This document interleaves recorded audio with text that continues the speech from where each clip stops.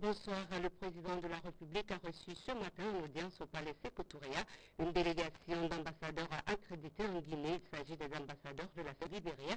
Ces personnalités étaient venues transmettre le message de salutation et de félicitations du président Ernest Bai Koroma au professeur Alpha Condé à ses bonnes actions en faveur de la population guinéenne. Sanassi Keita.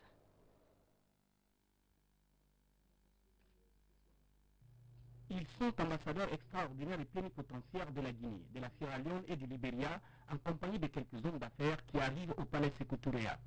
Conduite par Souley Darami, envoyé spécial du président de la République de Sierra Leone, cette délégation est parvenue du docteur Ernest Bai Koroma au professeur Alpha Condé.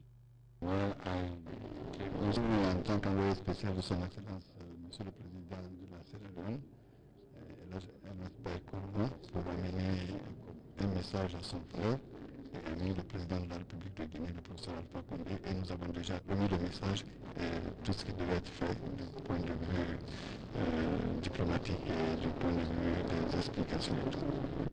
Concernant les relations d'amitié et de coopération mutuelle entre la Guinée et la Sierra Leone, l'émissaire du président Dr Ernest Bai Koroma rassure.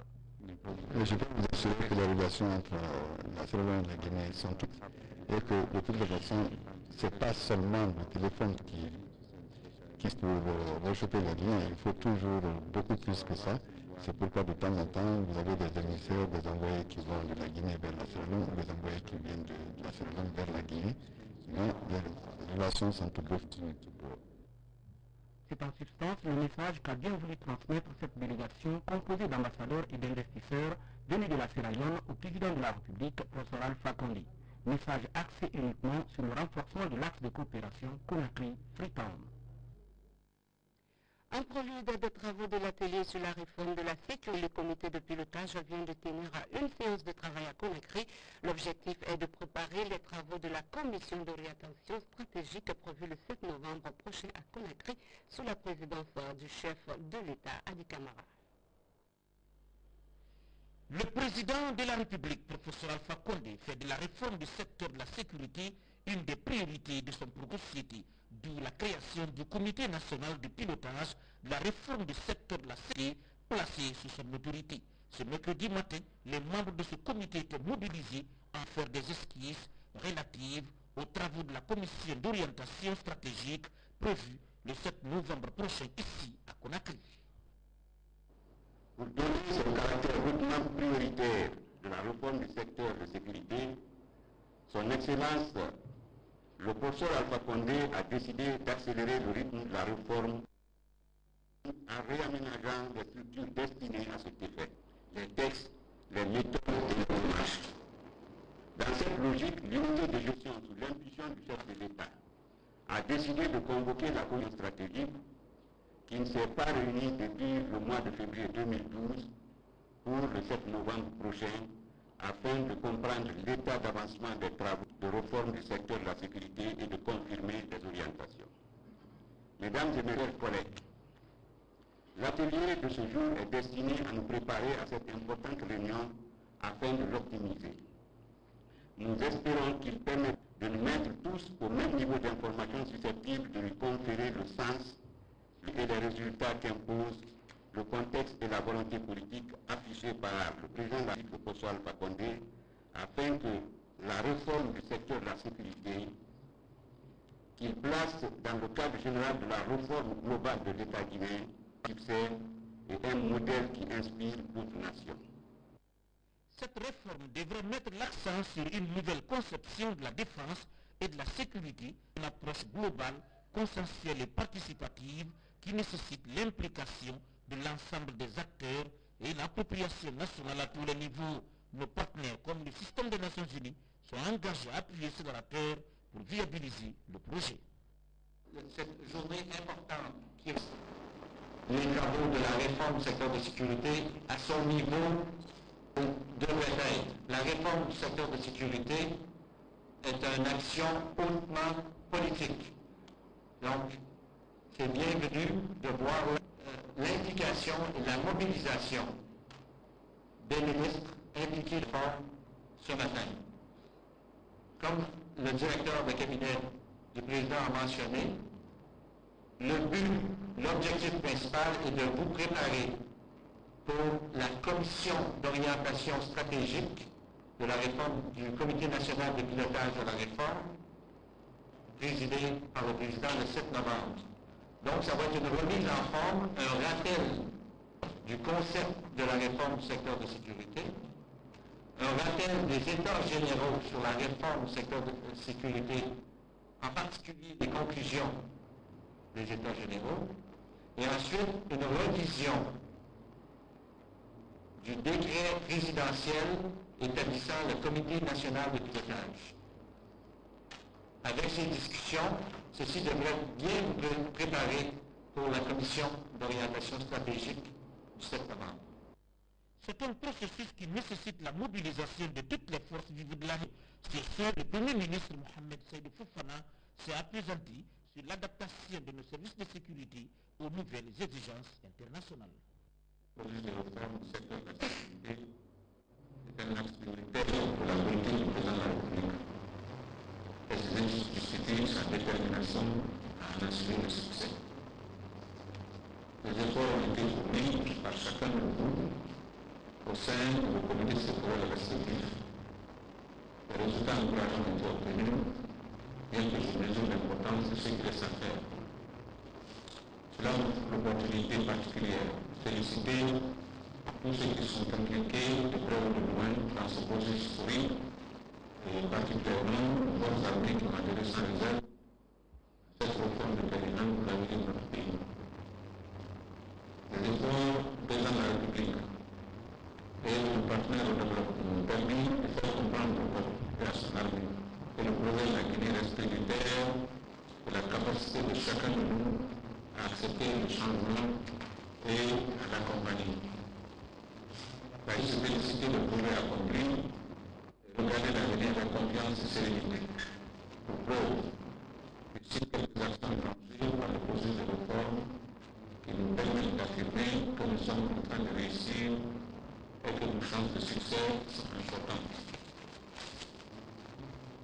Premièrement, la mise à la retraite de 3928 militaires avec pension assurée, la démilitarisation de la ville de Conakry, la restauration de l'ordre et de la mise à des casernes, la mise à l'écart des militaires dans la gestion des manifestations publiques, le recensement biométrique de l'armée, l'élection de la gendarmerie nationale en recommandement de la gendarmerie nationale et la création d'un département de la justice militaire, l'initiative de coopérative pour les militaires à la retraite dans le cadre de la réinsertion socio-économique, la réalisation des textes légaux réglementaires du secteur de la sécurité, l'intégration des organisations de la société civile au sein de la commission technique de suivi pour une meilleure prise en compte des besoins de la population, la programmation et la mise à la retraite le 31 décembre 2012 des militaires atteints par la limite d'âge, les efforts qui sont en cours dans le cadre de la création du fonctionnement du dispositif CNP, réforme du secteur de la sécurité. Cette réforme s'inscrit donc dans un contexte de renouveau démocratique résolument tourné vers l'avenir en jetant les bases d'une véritable politique de développement qui va tenir compte du contexte national et de l'environnement international. Les coopératives agricoles nourrissent le monde. C'est sous ce thème que la Journée mondiale de l'alimentation a été célébrée en Guinée, précisément à Kindia. Cet événement marque le 67e anniversaire de la FAO, l'Organisation des Nations Unies pour l'alimentation et l'agriculture. Cette journée commémorative vise à conscientiser l'opinion internationale sur la nécessité de lutter contre la faim et la malnutrition dans le monde. Fodé Camara signe ce reportage. Près d'1 milliard de personnes souffrent de la faim et de la malnutrition. Et les premières victimes de ce phénomène sont les tout-petits. Dans la capitale des Agrimes, pour inviter les grands de ce monde à se lever comme un seul homme contre la faim, des enfants de 14 à 17 ans ont parcouru plus de 2 km de Dadia à la place des martyrs. Après la course contre la faim, autre manifestation de la Journée mondiale de l'alimentation, le lancement de Téléfood 2012. Cette initiative vise à mobiliser des ressources en vue de financer les micro-projets des petits exploitants agricoles. Comme cela a été dit et redit, nous avons le moyen d'éliminer la faim et la malnutrition. Il faut pour cela établir un environnement favorable qui permet aux petits producteurs de tirer pleinement parti de toute coopératives et des organisations de producteurs solides ont un rôle essentiel à jouer à cet égard. Cette année, la journée mondiale d'orientation est célébrée avec le slogan « Les coopératives agricoles nourrissent le monde ». Une façon d'attention des décideurs sur la nécessité de soutenir les jeunes et surtout les femmes des zones rurales, des localités où la majorité de la population est sous-alimentée. À ce niveau, pour les attentes, le grand défi reste la mise en place d'un climat propice sur le plan politique. Cette option est une réalité tangible pour notre pays, déjà matérialisée par l'importante action menée sans relâche par le président de la République, le professeur Alpha Condé, en faveur de la promotion du monde rural, dont les objectifs majeurs est l'atteinte de la sécurité alimentaire. C'est à juste valeur que cet engagement du président de la République est basé sur le principe de la souveraineté alimentaire. Produisons ce que nous consommons et consommons ce que nous produisons. Pour relancer l'émulation dans le rang des paysans de Kindia, 3 prix ont été décernés aux meilleurs producteurs du riz, à la meilleure union et la meilleure coopérative. L'Union des producteurs maraîchers de Kindia et la coopérative des producteurs et exportateurs des fruits et légumes de Frigiambé ont raflé ces prix accompagnés d'engrais, de semences maraîchères et de riz amélioré. A fait une mini-foire agroalimentaire à offert au public un panorama massifié des produits agricoles et des projets d'amélioration de la production évoluant dans la capitale des agrumes. Et puis ce matin, ils étaient en colère les habitants du quartier K1 dans la commune de Ratoma. Raison invoquée, manque d'électricité dans la zone. Aussi formé, le gouverneur de la ville de Conakry s'est immédiatement sur les lieux en compagnie de certains restes de EDG. Commandant Sekou Resto Camara a invité les citoyens de ce quartier à promouvoir le dialogue, à préserver la paix et les acquis du gouvernement. Sur place, Moussa Komara. Ce matin, le quartier Bantouka 1 dans la commune de Ratoma était en ébullition. Les populations réclament le rétablissement de l'électricité. Le transformateur du quartier est en panne depuis 3 mois. Depuis 3 mois, on dit qu'on a un problème de transformateur. On a enlevé le premier transformateur, on a ramené un autre. Une semaine plus tard, on dit que ce transformateur aussi a un autre problème. On vient récupérer celui-ci, on nous ramène un autre, qui est là comme une image. Il ne s'allume pas, il n'y a pas de courant, on ne le branche pas. Mais nous aujourd'hui, il n'y a pas de courant dans le quartier, c'est nous les femmes qui souffrons. Parce que les femmes ici, il faut qu'elles vendent du bonbon glacé, du lait glacé pour avoir l'électricité. Ils nous ont promis le samedi, ils viendront pour réinstaller ce transport-là. Mais le samedi, on ne les a pas vus. Lundi, on ne les a pas vus. Après le mardi, on a appelé notre représentant de l'EDG qui se trouve dans le quartier. Il nous a dit que ceux de l'EDG ne les ont pas appelés. C'est la raison pour laquelle on a manifesté aujourd'hui. Les autorités de la ville de Conakry semblent prendre le problème à bras le corps. Commandant Sekou Resto Camara est arrivé sur les lieux accompagné d'un responsable de la société EDG pour calmer la colère des citoyens du quartier. On a envoyé un transfert de 250 qui était disponible dans nos stocks. Et en même temps, on préparait à envoyer un second transfert de 160 kVA pour essayer de repartir les charges, pour ne pas porter tout ça là sur le seul transfert, parce que celui qui était ici avant était plus puissant que le premier qu'on a envoyé. Donc c'est ce travail-là qu'on a commencé. Déjà aujourd'hui, le 250 qui est là va être mis en service. On a envoyé le second transfert de 160 qui est en train d'être fixé maintenant. Le vol des câbles régresse dans la capitale alors que les autorités de EDG s'activent à améliorer la desserte en électricité. Le gouverneur de la ville de Conakry invite la population à promouvoir la paix et à préserver les acquis du gouvernement. C'est ce matin que moi j'étais au courant et immédiatement on s'est rendu à la direction de Tombo et immédiatement on s'est rendu sur l'île avec le 3e transformateur. Il y a déjà deux qui sont déjà installés. Moi je pense qu'il faut remercier la direction EDC. On lance un appel à l'endroit de toute la population que vraiment, quiconque sera en train de voler ou couper ces câbles-là, que l'État investit plus de milliards pour que le population ait le courant, l'intérêt sera interpellé, il s'attend devant la justice, il faut que ce soit clair. En attendant la mise à jour du transformateur de 630 kVA, les citoyens de Bantouka 1 seront servis en courant électrique grâce à des transformateurs installés dans le quartier par les agents de EDG. Des superviseurs et des fonctionnaires de radio et télévision des pays de l'Afrique francophone étaient récemment en Chine pour un séminaire organisé par le gouvernement chinois. Notre pays a été repris à cette rencontre par les rédacteurs en chef adjoints de la RPG Koloma et Boulbiné. Les participants ont bénéficié de l'expérience chinoise en termes d'organisation et de gestion des médias. Le point avec Isidore Nanam. 37 cadres et journalistes venus des pays de l'Afrique francophone ont pris part à ce séminaire portant essentiellement sur les possibilités d'échange entre les médias chinois et africains. Participation à un forum sur la promotion de la CCTV, visite de plusieurs chaînes de radio et de télévision chinoises, voyage touristique en Anjou, ville culturelle par essence, découverte de la Grande Muraille et de quelques villages de la Chine moderne sont entre autres activités qui ont marqué le séjour des cadres et journalistes des pays de l'Afrique francophone en Chine. Partout, les participants ont été impressionnés par la générosité des populations chinoises, mais aussi par déterminant à réussir tout ce qu'elles entreprennent, ce aussi bien dans les grandes sociétés que dans les petites et moyennes entreprises de la vie de tous les jours. En visitant les grandes sociétés de médias comme la CCTV, la CNTV, la BBF, la Channel Youth Daily, les cadres africains ont, suite à des séances de travail, bénéficié de l'expérience chinoise en termes d'organisation et de gestion des médias. Les séminaristes ont appris sur le terrain que le fonctionnement efficace des médias chinois repose essentiellement sur des principes comme la rigueur dans le travail, la ponctualité des agents, la bonne volonté des décideurs à mettre des moyens à disposition pour des résultats, avec à la clé plus de priorité aux équipements techniques. Surtout en cette période où le monde des médias privilégie la numérisation.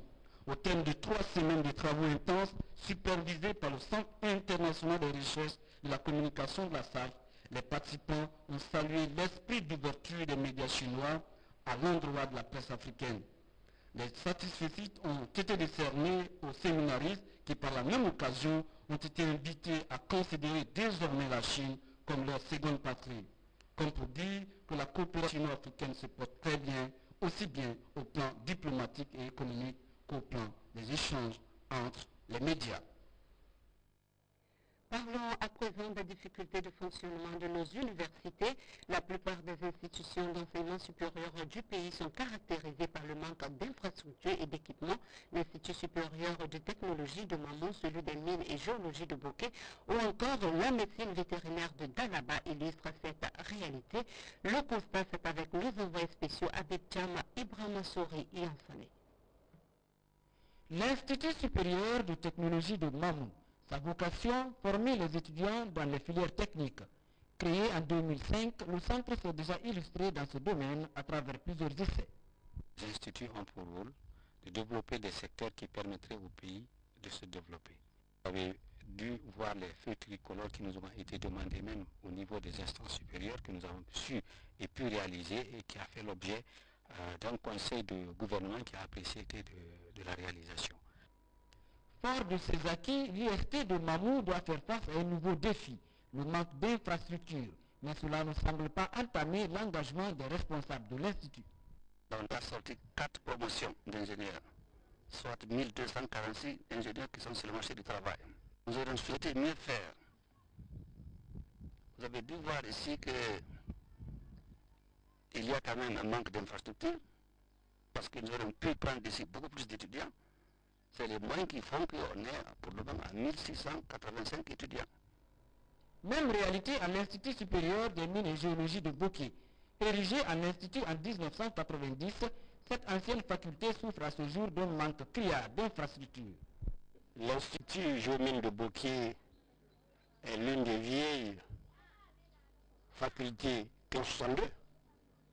Tous les cadres, les grands cadres de sociétés minières évoluant en République de Guinée ont passé par cette faculté. Le bon de pédagogie, vraiment ça va bien. Mais c'est les infrastructures et équipements manquent. Vous-même vous avez constaté ici, vous voyez le bloc qui est derrière nous ici, 10 ans, le soubassement est là, 20 salles de classe. Les salles que nous avons ici, c'est les hangars de la CBG, de Amassem, que nous avons transformés en salles de classe. L'Institut supérieur de sciences et de médecine vétérinaire là-bas existe, lui, depuis 2004. Équipé d'un mini-laboratoire, Son avenir est intimement lié à la technologie de pointe, de quoi assurer les recherches biomédicales. Il n'est pas aisé de créer une option, une filière vétérinaire. La formation en médecine vétérinaire, tout comme médecine